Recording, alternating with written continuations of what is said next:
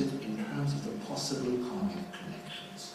This is extraordinarily beneficial for one's own mind. And it gives one a very strong conviction in the efficacy of karma and causality. And this is profoundly transformative.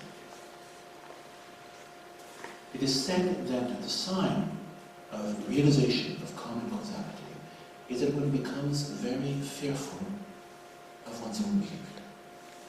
One becomes very careful. Because karma does mature. So what are the wrong engagements regarding the truth of the origin of suffering? The wrong views, in other words. It is to view suffering as causeless, which is, I would say, the main Western viewpoint nowadays. Suffering happens for no particular reason. It is always tragic. And there's really nothing which can be done except to try to alleviate its material causes. It's at the root of the welfare state, it's at the root of all our aid programs. Or suffering is seen as having only one cause, which would typically be, for instance, poverty. I mean, our Western societies seem to believe that through eliminating poverty, somehow we eliminate all the causes of suffering. Yet in developed societies, suffering, certainly mental suffering, is as great or greater than in underdeveloped societies. The third wrong view is that suffering is created through having displeased God. This is the case of all monotheisms. Suffering is a penance inflicted by God upon the sinner. And the fourth wrong view is that suffering is permanent in nature. This is in the extremes of pessimism you find with some philosophers of the absurd, such as Ionesco or Chora. Now the third noble truth, which Buddha Shakyamuni taught, is the noble truth of the cessation of suffering. After teaching what suffering is, what suffering's causes are, Buddha taught how to eliminate suffering. And the means to eliminate suffering, the cessation of suffering, is selflessness, meditation on the selflessness of persons, which is asserted by all Buddhist schools, and of phenomena, which is only asserted by the Mahayana schools. Then I shall not enter too much in the presentation of selflessness. Hopefully we'll be talking about the view in the last seminar of this year, and Geshe Jagagyatsen is presenting tenets. Then we will all be covering the view in great detail in tenets. But I'd like to talk about the core understanding of the selflessness of persons, which is shared by all the Buddhist schools, Hinayana or Mahayana. This is known as the coarse selflessness of persons. In other words, that persons are empty of being permanent, one, and independent. And those of you who attend tenets, this is quite familiar. For those of you who don't, I won't enter into too many details. It simply means that the person is seen as impermanent, in other words, changing instant by instant. Multiplicities, in other words, composed of many components, both physical and mental. The five aggregates and the constituents of the five aggregates. And not independent, in other words, dependent. Dependent on its constituents and so forth. Then in the context of the truth of cessation, I would like to talk about the compatibility of the various schools of Buddhist philosophy in quantum mechanics. The conclusion, if you wish, of yesterday afternoon's talk. The world in a drop of water. We have four schools of Buddhist philosophy. Again, this will be easier for those of you who are studying tenets than for the others. Two Hinayana schools, the Vaibhashika and Sautrantika school, and two Mahayana schools, the Chittamatra and Madhyamika school. The Vaibhashika and Sautrantika schools to this day are the dominant schools of Buddhist philosophy studied in the Theravada countries, such as Burma, Thailand, Sri Lanka, and so forth. Chittamatra has been extremely influential in China and Japan, Madhyamika in the later phase in India and especially in Tibet. Of these four schools, two are realistic. In other words, they teach that the outer world exists independently of an observer. It's the Vaibhashika and Sautrantika schools in red. As realistic schools, they are not compatible with quantum mechanics, as we understand it at present. Two of these schools are not realistic. Chittamatra is idealistic. It teaches that, we will cover this briefly, that phenomena and the mind are of one nature. Madhyamika, especially Prasangika Madhyamika, teaches the interdependence of mind and phenomena. Both Chittamatra and Madhyamika, specifically Prasangika Madhyamika, are fully compatible with quantum mechanics. And therefore, I will present briefly the Chittamatra and Prasangika Madhyamika viewpoints. I thought the drawing was very nice. We have a person who is effective, but when you examine, there is nothing. What is Chittamatra phenomenology? For the Chittamatra school, each one of us carries what is known as an alaya vijnana, or a mind basis of all. This is the fundamental mind. In this mind, we find karmic imprints. When these karmic imprints mature, let's say this little karmic imprint in blue matures, they simultaneously generate the appearance of the phenomenon being observed, such as the blue color of the sky, and the mind perceiving this, in other words, the eye consciousness perceiving the blue color of the sky. But both are actually of the nature of mind. In other words, according to the Chittamatra school, the perception of exterior phenomena is an illusion. When I at present look at Aaron, the karmic imprint, which gives rise simultaneously to my perception of Aaron and to the eye consciousness perceiving Aaron, has matured. And I have the illusion that Aaron exists independently of my consciousness, that he is an exterior object. But according to Chittamatra, there is no such thing. Now, this viewpoint is profoundly compatible with quantum mechanics. From the standpoint of this viewpoint, we could say that this as a whole, the blue color of the sky and the eye consciousness perceiving the blue color of the sky, are the wave function. And the reason we encounter such difficulties in addressing the collapse of the wave function in quantum mechanics is simply because we are trying to separate consciousness from the phenomenon perceived by consciousness, whereas they are two facets of one and the same entity. So the Chittamatra viewpoint is one which is highly compatible with quantum mechanics. The Prasangika Madhyamika viewpoint is a more complex viewpoint. Prasangika Madhyamika teaches three types of interdependence. Causal interdependence, the interdependence of cause and effect.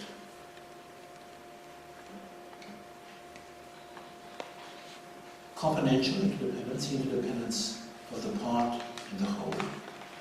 And imputational interdependence, which is the interdependence between what is imputed and the imputed phenomenon. We will cover these carefully together.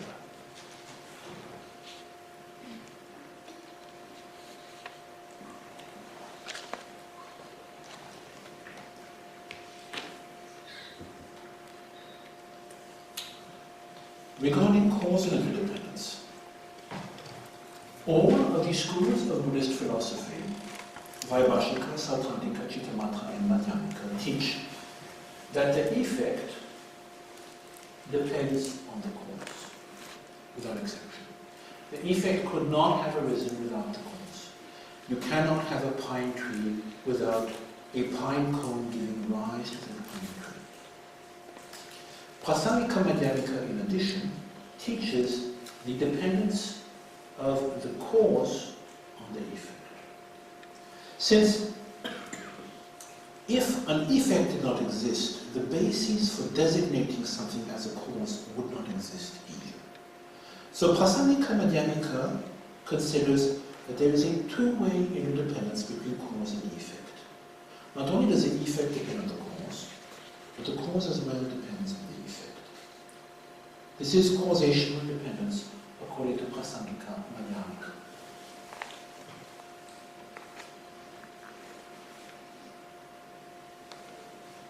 In addition, Prasangika considers that there is componential interdependence, where the parts of a whole depend on that whole, and the whole itself in turn depends on its parts. So I have taken for here the directions of the color blue, to divide the color blue, but I could as well have taken my own body. If I take my form aggregate of my body, then clearly we can say that my body depends on its parts. Without legs, head, feet, and so forth, my body does not exist. But the parts as well depend on my body, because clearly, if my body did not exist, this hand could not be called my hand. It becomes my hand because it's part of a totality. So we have a two-way interdependence of parts in a whole as well. And the most complex topic is imputational interdependence in Prasangika.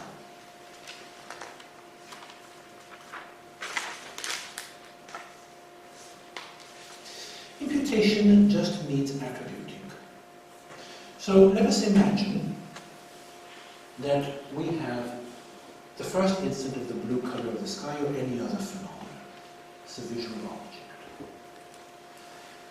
A mind observes this and imputes or attributes the name, first instant of the blue color of the sky. This is the process of imputation. Then clearly, the imputed phenomenon, the first instant of the blue color, depends on the imputing mind. You have to correct this here, mind. But likewise, this mind, which is imputing the first instant of the blue color of the sky, could not exist if the blue color of the sky did not exist. So the imputation dependence functions both ways. The Prasangika viewpoint is therefore a viewpoint in which everything depends on everything else. It is impossible, if you wish, to isolate phenomena. Then this is something which I'm sure Geshe Jama Gyaltsen will make much clearer in his presentation of the tenets. And the truth of cessation then leads us to a presentation of the four wrong engagements of the truth of cessation, which are all connected with materialism. The first wrong engagement is that the truth of cessation does not exist. In other words, there is no end to suffering. This is very common as a viewpoint among materialists. The second is that there is a partial liberation of some features. This again would be quite widespread among materialists who feel that some aspects of suffering can be eradicated, let us say, through means such as poverty eradication programs, and others cannot.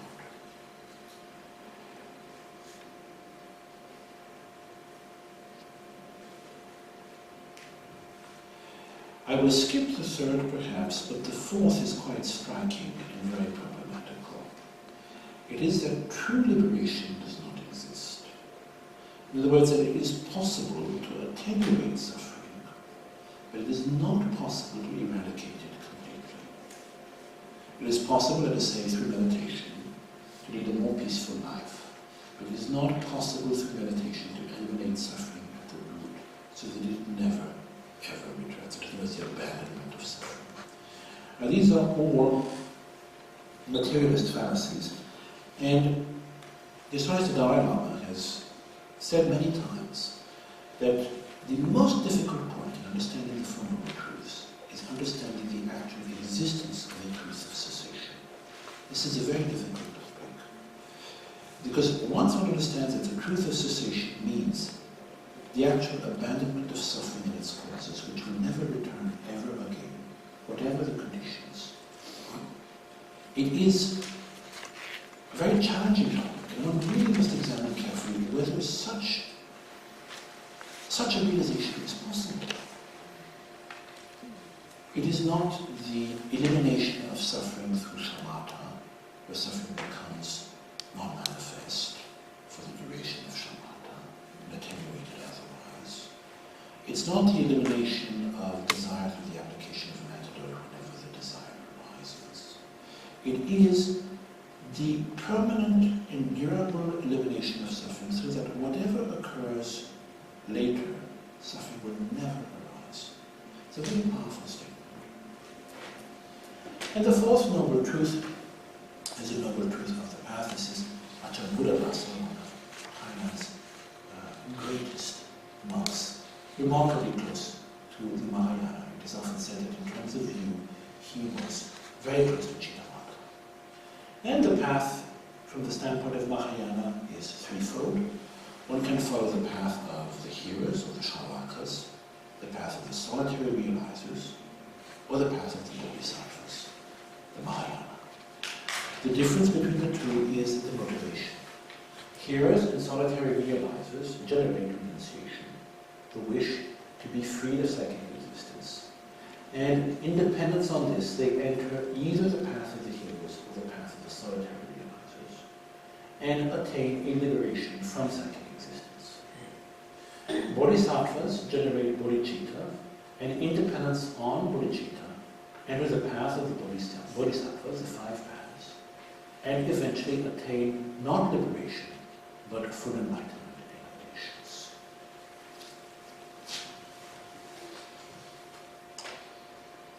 Then, perhaps of all my teachers, I feel closest to this one is the Dalai Lama. It is difficult nowadays to meet His Holiness because he's very heavy schedule, but he has had a very powerful impact on my mind. And I feel particularly close to this statement of His Holiness the Dalai Lama. I have done one thing that I think is a contribution. I helped Buddhist science and modern science combine. No other Buddhist has done that. Then, as a very simple student of His Holiness, I have tried to do something similar within my very limited capacities. Now this covers what I had to present to you during this symposium. To recapitulate what we covered during the first conference yesterday, what materialism was, its genesis, its historical development, the dawn of the scientific method, what paradigm shift in science was, the various shifts in paradigm which have occurred in physics, and what characterizes them. Then, during the second conference yesterday, I pointed out that a major paradigm shift was occurring at present in physics, because of quantum physics. That this paradigm shift was a process which was not yet fully integrated, and that it entailed abandoning materialism and perhaps as well realism in locality. In other words, it entailed giving up an idea very common in our society that the mind is a byproduct of the brain, and that the exterior world exists independently of the mind perceiving. We then drew on data accumulated by Psi researchers to show that there is a lot of evidence that telepathy does occur, and there have been very solid studies establishing the existence of psychokinesis. After this morning, I tried to summarize the data from medicine, biology, and psychiatry, which roots the materialist viewpoint of the mind. And I pointed out that there were a series of arguments which are very problematical for the materialist. First, the existence of single neural memories, if it is confirmed. Then the existence of autistic savants in children. Then we discussed certain particularly troubling cases, such as veridical near-death experiences, cases of the reincarnation type, in which Stevenson has studied more than 895 verified cases of possession, which clearly seem to confirm that the mind is a non-material entity. And finally, this afternoon, we try to draw all these strands together to see which school of thought, which spiritual tradition, if any, can account for this. And I pointed out that a school which could account for this would have to have a variety of features. You would have to teach reincarnation. You would have to teach that the exterior world is intimately related to the mind. You would have to teach impermanence. And when we went down the list of features, we found among the Indian schools of philosophy that only 3 satisfied these criteria. This was Vedanta, Chittamatra, and Prasangika Madhyamika. And then on this basis, we engaged in a presentation of the Buddha's core teachings on the Four Noble Truths. As you remember, we tried to understand the truth of suffering, its threefold, sixfold, and eightfold subdivisions, and specifically the difference between the suffering of suffering and the suffering of change. And I pointed out that there is much evidence nowadays to confirm that pleasure is merely the reduction in suffering. And the speed of the reduction in suffering can describe the intensity of the pleasure. And therefore, the Buddhist teachings of the suffering of change are strongly corroborated by modern neurobiological research, perhaps research in cognitive psychology. After presenting the noble truth of suffering, we presented the noble truth of the origin of suffering, and we did this, in other words, karma and klesha, we did this through relying on a case of Vijayana. As you saw with the 4 lives, there's a clear correlation in the first and the second life, and the first and the fourth life. Finally, we briefly presented the noble truth of cessation, and specifically within these 4 schools of tenets, 2 of which are quantum mechanical compatible, the 2 first ones, 2 of which are not. Excuse me, 2 of which are not quantum mechanical compatible, the 2 first ones, and 2 of which are the 2 latter ones, Chittamatra and Prasangika Madhyamika. And finally, we briefly alluded to the noble truth of the path. Then, if you have any questions, we have almost 1 hour for questions.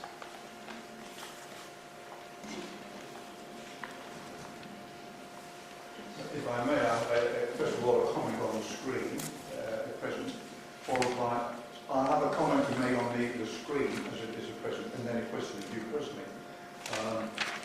It must be 2 or 3 years ago, there was a telecast which I was lucky enough to see, of a panel of 4 people discussing the nature of science and the future of the universe, etc. One of the members was the Dalai Lama, and it was his practice regularly, I think, to associate himself in discussions with physical scientists. I was not surprised later, but I was surprised at the time when he was asked a question: if science proved in the scientific sense, successfully acceptably probable, a particular truth which contradicted a tenet of Buddhist philosophy, what would his situation be? And he says, no difficulty. We have to accept the highly probable scientific. Because I think he could see that the truth is the truth, and whichever way leads to it is going to lead eventually to the same thing, in understanding. That was my view. The question is, with thanks for my being lucky enough to listen to you for the last 2 days, I think you did mention that you were in the process of compiling this kind of material into a publication. So my question is it close enough for us to look for a publication, and when and where? Because I'm very keen to have it. Well, I'll be doing the index Monday and Tuesday, basically. So it's what we are doing is we have created a publishing company, Jungle Publications, to start publishing the works of Khyentse Rinpoche. And I've been asked to be the director of Jungle Publications. Then His Holiness the Dalai Lama asked Khyentse Rinpoche to teach on Nagarjuna's Bodhicitta Vivahana at TBI. And I have prepared a translation Bodhicitta-Vihara and heavily edited Rinpoche's commentary on Bodhicitta-Vihara in conjunction with a major Tibetan commentary by Lama Prabhupada. Then I was going to write an introduction to these, a small introduction, and the small introduction blossomed into a 60-70 page work, which is almost a minor treatise, because as I was writing the introduction the first time, I asked myself a question, and I think it's a question we do not have the luxury not to ask. Why, basically, in 2014, should a modern, educated Westerner be studying these works? It's a question which lies unspoken in the minds of many of our students. Is it purely out of historical or philosophical interest, or is there something else? Then, as you mentioned, and this is very much my feeling, the one question we have to ask systematically is a question of truth. Are these teachings true or not? Because if they are not true, they are only of historical interest, and I, for myself, do not really have time to dedicate to that. If they are true, with a capital T, then it is the most important thing there is. Whether they are true or not cannot be established for everything, but certainly for a large swathe of the teachings which has an intersection with modern scientific research, that question can be answered. And that's what the introduction covers. The introduction covers much of the material we have covered here, perhaps in greater depth.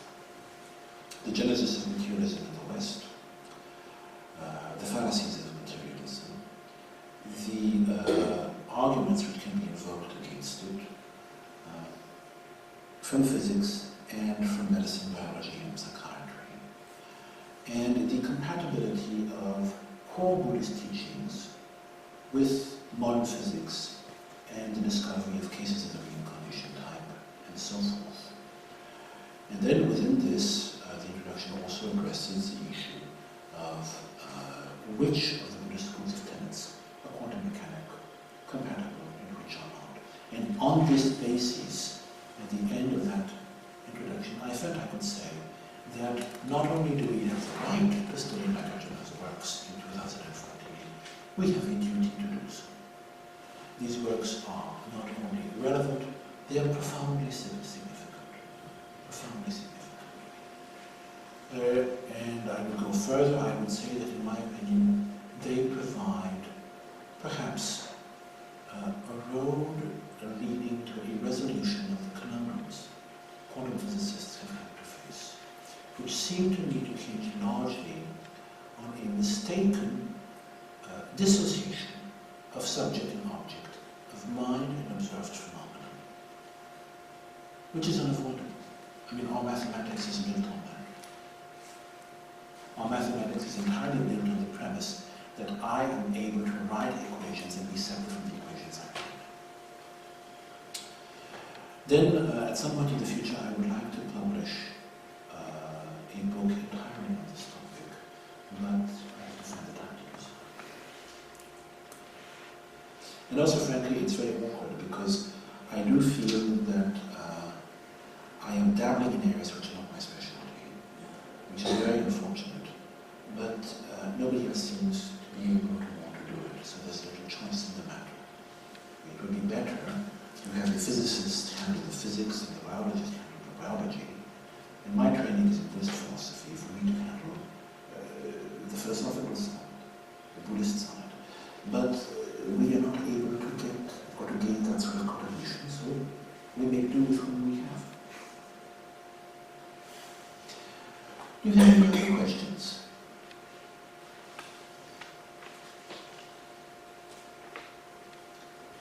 Yeah, it's me again.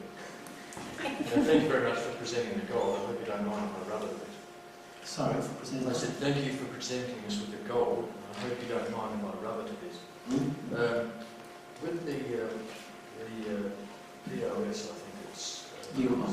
the POS? Positive stimulus, yes. Yeah, I was Googling on the internet last night and I did find, as a matter of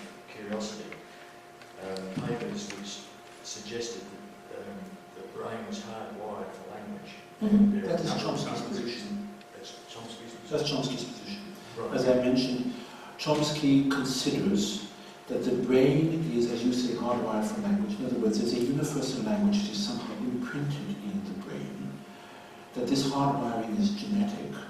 The basic problem is that when one asks the Chomskys, the school which holds that position, what the principles of this hardwiring are, what the rules are, in other words, what they propose, as I mentioned yesterday, is either so simple that basically it doesn't happen at all, or then it is complex enough that it excludes languages, such as, for instance, Tibetan. And the example I would give is that of basic syntax, in other words, basic grammar. Take English.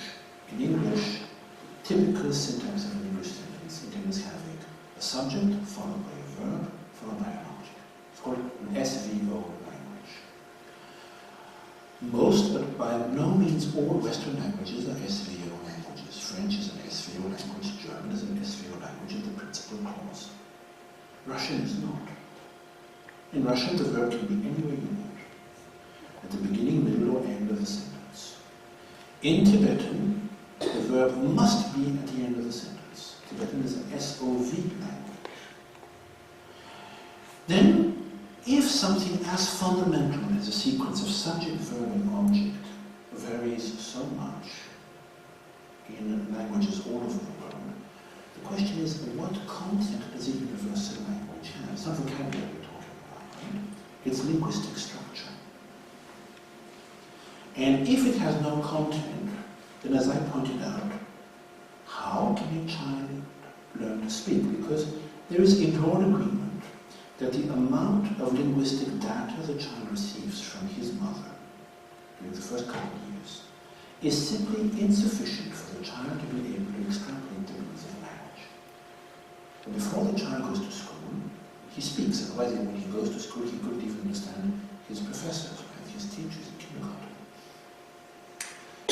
And then, poor Chomsky, in a sense, he presented a brilliant argument, but it's an argument to which he has no solution to offer.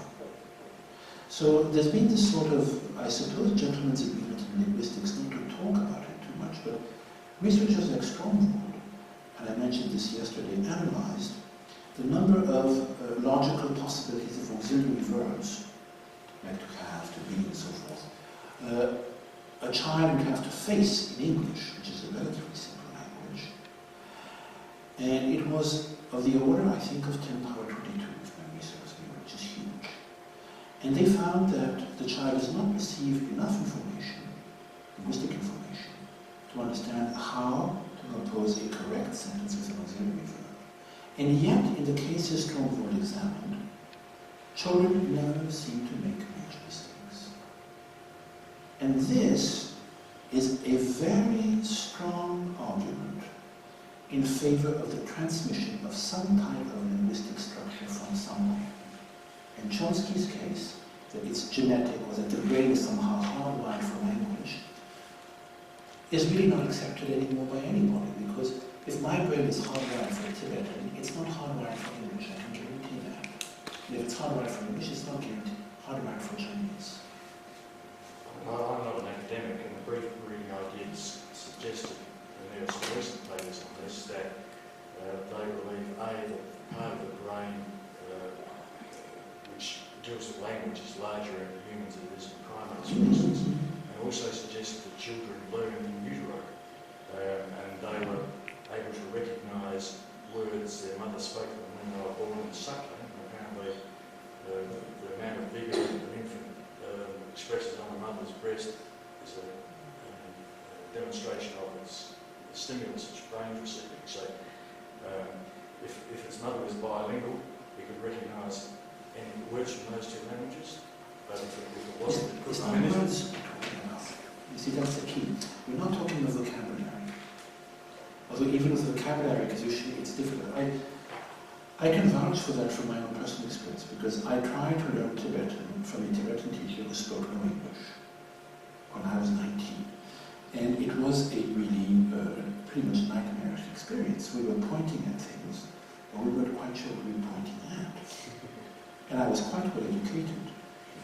I had a very difficult time understanding, just very simple things like what wars were and so forth. What we're talking about in the poverty of stimulus argument is not vocabulary, it's grammatical structure. Where the verb goes, where the subject goes, where the object goes. And this is something all of us do automatically in English. Then it's very difficult to see how this could occur. It's well known that language has an influence on the brain. So there's been a lot of research in the last 15 years on this topic. Speaking a language changes the brain structure of the person who speaks the language. It's well known. Does that answer your question? Yes and no. There was another question. We were talking about these issues or instances of reincarnation. It seemed to me that, you were saying that in the majority of cases, Stevenson is able to document of children with memories who died violent deaths.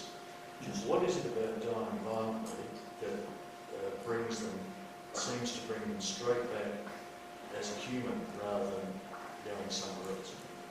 They don't come straight back as a human. We have no way of knowing where they have been, but they have no memory of non-human rebirth, with the exception of the occasional animal rebirth. You find in Stevenson's cases children with huge gaps between their lives, gaps of years or decades, which are unaccounted for.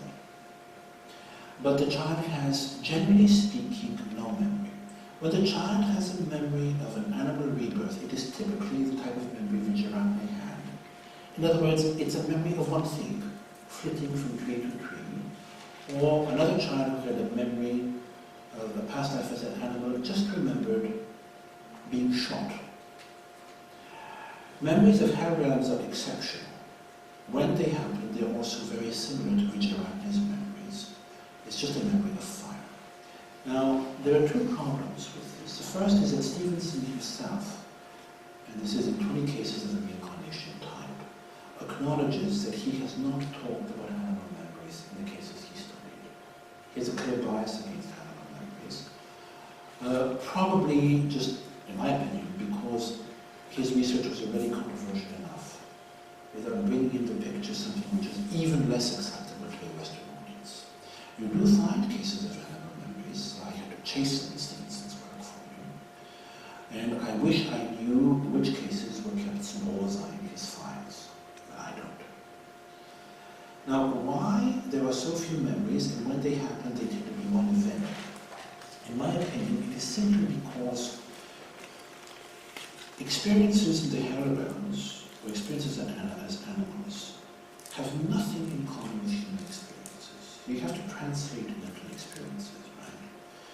Then any experience in the higher realm would probably be meaningless to the mental state of a normal human being. You might have an experience of horrific suffering or pain, but they would probably be little or no mental image. Animal experiences, you tend to have one or two images. In the cases I remember in Stevenson's research with animal memories, is this one of Vijayaragni, flitting from tree to tree. Another one of a young Sri Lankan who became a monk after having these memories, who was shot as a rabbit. And another one of a young boy who could not explain what the experience was, but he remembered running all the time, being unable to see side to the right or to the left, and constantly being stung by insects. And it seems he had the memory of being a horse. But he did not identify as a horse.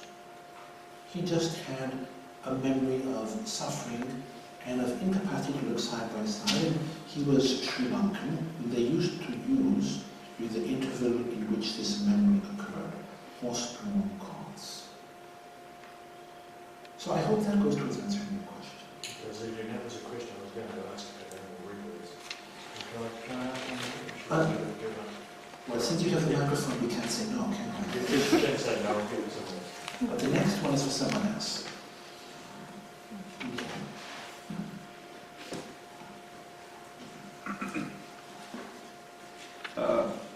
Probably have a million questions, but I've managed to formulate one or two into words. In the context of low-risk or mind and mental factors, I was trying to apply... In which context, excuse me? Low-risk, mind and mental factors. I was trying to apply the von Neumann cut, and I might be splitting hairs with this, but I was wondering if the threshold of attention affects the collapse of the wave function. Well, once one talks of logic, I was going to bring it up in this class, but it's really complicated, and I just kind of leave it to the side. One has to address the question, which mind causes the collapse of the wave function? Then, all minds probably do not cause the collapse of the wave function. In my opinion, it is a valid colonizer which causes the collapse of the wave function. Then, do both valid colonizers, inferential and direct valid colonizers, cause the collapse of the wave function? That's an open question. Direct valid colonizers, I think, are prime candidates. You really would have to sit down with a very good physicist and look at the consequences of asserting that an inferential valid colonizer can cause the collapse of a wave function. I don't know whether it is possible to assert that or not. So that is one path of inquiry. Another path of inquiry is to consider that it is certain components associated with a mind which can cause the collapse of the wave function. As you know, every main mind has 5 omnipresent mental factors and 5 determining mental factors. Within these, you can include intention. Then, what I've been working upon is whether the mental factor of intention, which is necessarily associated with any main mind perceiving an object, is what would cause the reduction of the state factor. But this is all very theoretical. Certainly, quantum physicists refer to intention within the measurement process.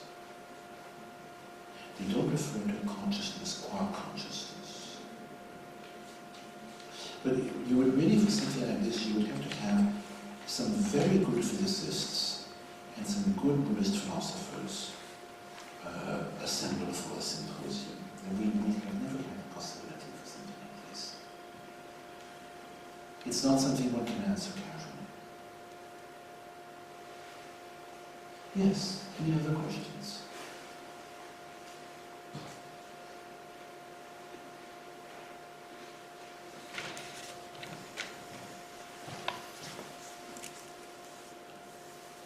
I don't know if this had really anything to do with this symposium, but is there a Buddhist view on what is today known as the Akashic records? Everybody seems to be going on about the Akashic records and how it's a record of everything you say, do, think, all that kind of thing, and how you can access your Akashic records and find out basically your history. It's not a Buddhist concept. It's a concept which was developed in theosophy, which seems to come from the Book of Judgment in Christianity. You don't find the concept of Akashic records in any Indian religion. Then, I have no particular position on it, except to say basically that neither Buddhism nor Hinduism accept its existence. Theosophy grew on several different religious traditions, and I must say it has been extraordinarily beneficial. I mean, I remember when I was interested in Buddhism as a very young teenager, really. Most of the students at the Buddhist Center I became principal at were theosophically inclined, and it made the transmission of Buddhist teachings to the West very easy. There were a lot of commonalities, far more than now. Now it has become very difficult, because the theosophists shared a lot of core beliefs with the Buddhist belief in reincarnation, and there were disagreements about the nature of the person and the soul, but that was perfectly manageable. They believed in Mahatmas, which seemed, broadly speaking, to correspond to Bodhisattvas. So there were bridges. Now what we find is that our public comes really from a spiritual wasteland. There's nothing to this. Then, obviously, they are searching for answers, but it's very difficult to build a bridge when you have nothing to build the bridge to. For instance, I remember the most extraordinary conversation I had with a convert monk. He came all the way, we were in Lausanne at the monastery. He came, and the appeared as a big distance from Fribourg, some 100 kilometers away. And it was just to ask one question. And he came to the monastery and he said to me, I have only one question. He said, is the Trinity, the Father, Son, and the Holy Ghost, the same or different from the Trikaya, the Dharmakaya, the Samukakaya, and the Orukaya? And I was very struck. This is a very powerful mind. You know, someone comes with such a clean question, you know, which hits the nail on the head.